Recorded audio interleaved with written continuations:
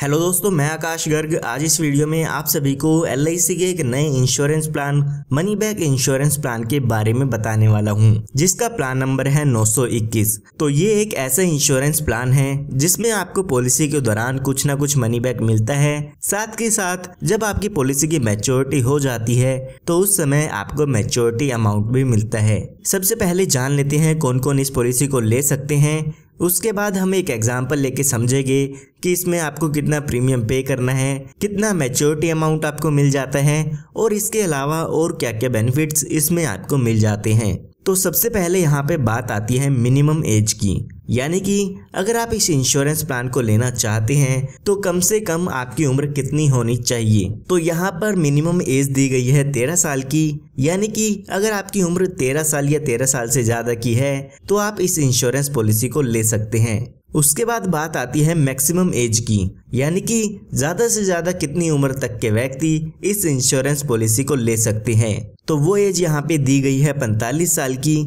यानी कि 13 साल के बच्चे से लेके 45 साल के व्यक्ति तक ये इंश्योरेंस पॉलिसी ले सकते हैं। उसके बाद बात आती है पॉलिसी टर्म की, यानी कि जो आपका ये इंश्योरेंस प्लान है वो कितने टाइम पीरियड का रहेगा। तो वो टाइम पीरियड यहाँ पे दिया गया है 25 साल का।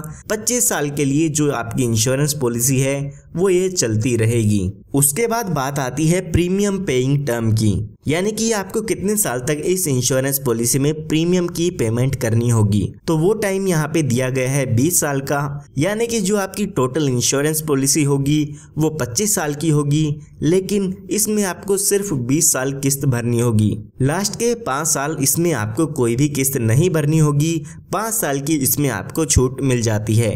उसके बाद बात आती है मिनिमम सम एश्योर्ड की, यानी कि कम से कम बीमा आप इसमें कितने रुपए का ले सकते हैं। तो वो अमाउंट यहाँ पे दिया गया है 1 लाख रुपए का। इसका मतलब ये नहीं है कि इसमें आपको 1 लाख रुपए पे करने होंगे।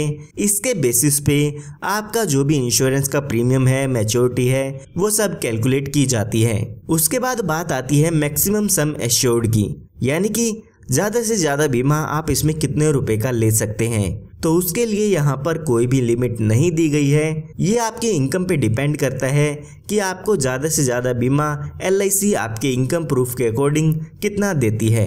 आइए अब एक एग्जांपल लेके समझते हैं ये पूरा इंश्योरेंस प्लान कैसे काम करता है। तो एग्जांपल समझने के लिए मान लेते हैं जो आपकी उम्र है वो यहाँ पर 35 साल की है और आप यहाँ पे 5 लाख रुपए का बीमा इसमें लेना चाहते हैं, यानी कि जो हमारा सम एश्योर्ड है वो 5 लाख रुपए का हो गया है। उसके बाद हमने देखा है इसकी जो पॉलिसी टर्म है वो 25 साल की है और इसमें आपको 20 साल का प्रीमियम पे करना होगा।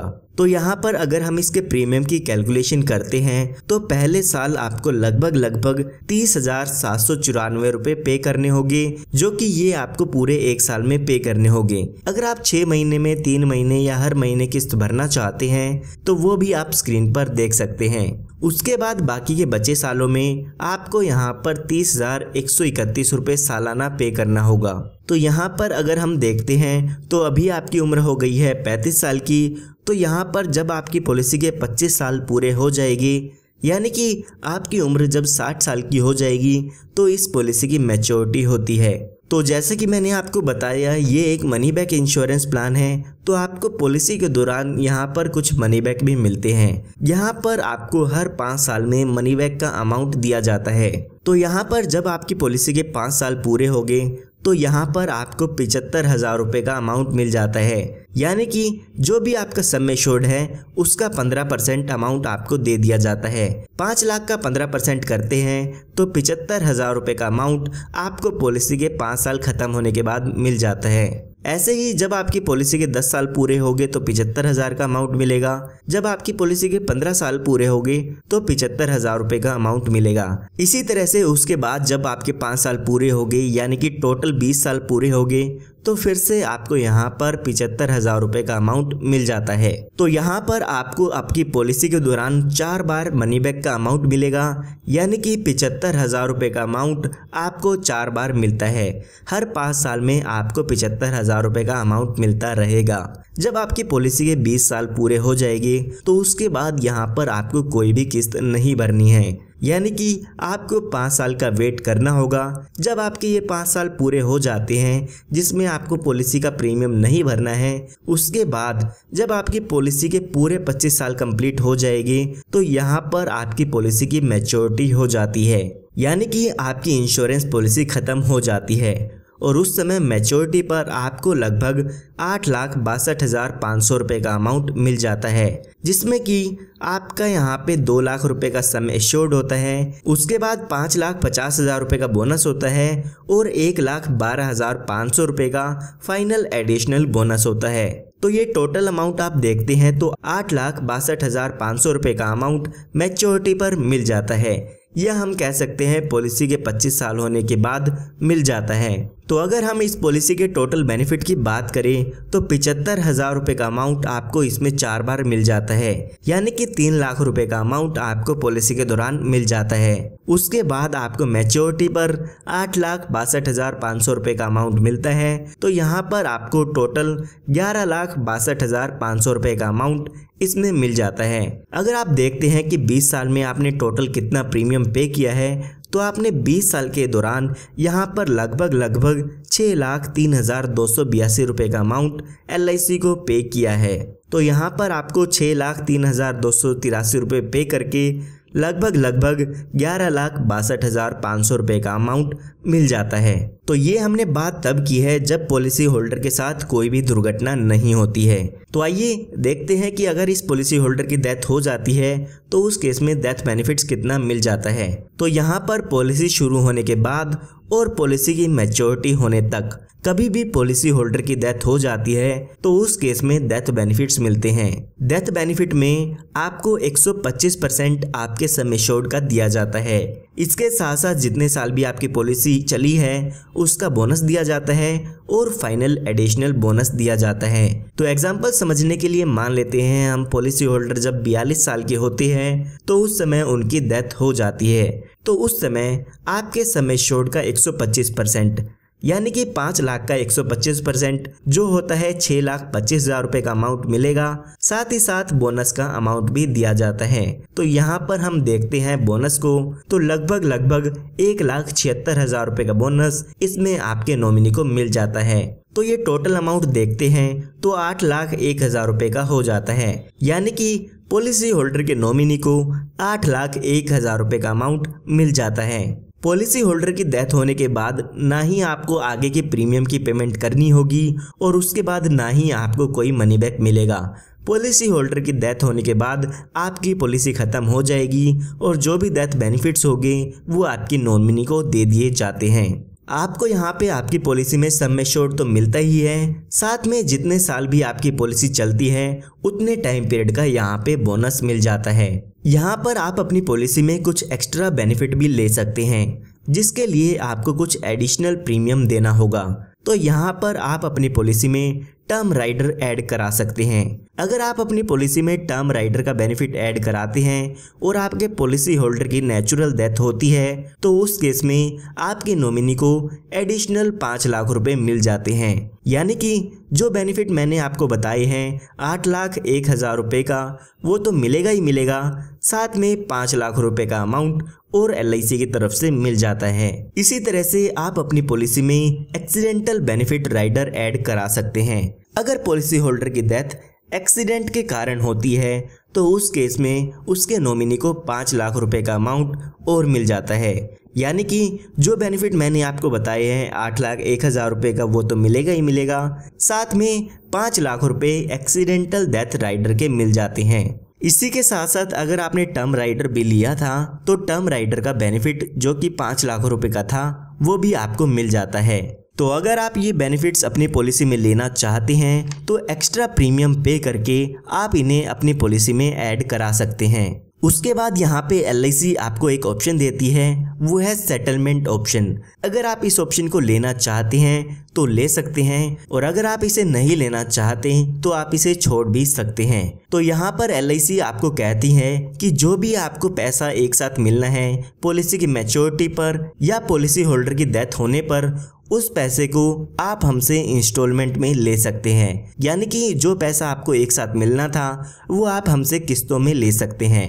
यहाँ पर जो भी आपको मैच्योरिटी पर पैसे मिलने होते हैं उसको आप 5, 10 या 15 साल की किस्तों में ले सकते हैं। अगर आप मैच्योरिटी के बेनिफिट को किस्तों में लेना चाहते हैं तो पॉलिसी खत्म होने से आपको 3 महीने पहले LIC को बताना होगा कि आप इस पैसे को इंस्टॉलमेंट में लेना चाहते हैं। जो भी LIC आपको किस्त देगी उस पे LIC इंटरेस्ट भी देती है। इसी के साथ साथ यहाँ पे आप डेथ बेनिफिट को भी इंस्टॉलमेंट में ले सकते हैं। पॉलिसी के दौरान पॉलिसी होल्डर बता सकता है कि उनकी डेथ होने के बाद जो भी ये डेथ बेनिफिट उनके नॉमिनी को मिलेगा वो इंस्टॉलमेंट में मिले या एक साथ मिले। तो यहाँ पर आप डेथ बेनिफिट और मैच्योरिटी अमाउंट दोनों को ही इंस्टॉलमेंट में ले सकते हैं। आइए अब देख लेते हैं कि इसमें और कौन कौन से बेनिफिट मिल जाते हैं अगर आप ये इंश्योरेंस पॉलिसी लेते हैं। तो सबसे पहले यहाँ पर आपको कुछ इसमें एडिशनल राइडर्स मिल जाते हैं, यानी कि आप अपनी पॉलिसी में कुछ एडिशनल बेनिफिट्स ले सकते हैं जिनके लिए आपको कुछ एक्स्ट्रा प्रीमियम देना होगा। यहाँ पर 4 राइडर्स अवेलेबल हैं। सबसे पहले accidental death and disability benefit rider, accidental benefit rider और उसके बाद है टर्म राइडर, और जो चौथा राइडर अवेलेबल है वो है क्रिटिकल इलनेस राइडर। तो इनमें से आप जो भी बेनिफिट अपनी पॉलिसी में ऐड कराना चाहते हैं तो वो ऐड करा सकते हैं। उसके बाद यहाँ पे आपको लोन की फैसिलिटी भी मिल जाती है। पॉलिसी शुरू होने के 2 साल बाद आप अपनी पॉलिसी पर लोन ले सकते हैं। जो भी लोन का इंटरेस्ट होगा वो आपको यहाँ पे LIC को पे करना होता है। उसके बाद यहाँ पे आप अपनी पॉलिसी को सरेंडर भी करा सकते हैं। पॉलिसी शुरू होने के 2 साल बाद आप अपनी पॉलिसी को सरेंडर करा सकते हैं। उस समय जो भी उसकी सरेंडर वैल्यू होती है वो यहाँ पे LIC की तरफ से आपको मिल जाती है। अगर आप 2 साल से पहले अपनी पॉलिसी को सरेंडर कराते हैं तो उस समय आपको कोई भी पैसा LIC की तरफ से नहीं मिलता है। उसके बाद बात आती है मोड ऑफ पेमेंट की। तो LIC यहाँ पर 4 मोड ऑफ पेमेंट आपको देती है, यानी कि आप अपनी पॉलिसी की किस्त साल में भर सकते हैं, 6 महीने, 3 महीने या हर महीने में भर सकते हैं। तो जैसे भी आपको सही लगता है वो मोड ऑफ पेमेंट आप अपनी पॉलिसी के प्रीमियम के लिए ले सकते हैं। उसके बाद यहाँ पे बात आती है ग्रेस पीरियड की। यहाँ पर LIC आपको कुछ एक्स्ट्रा दिन देती है।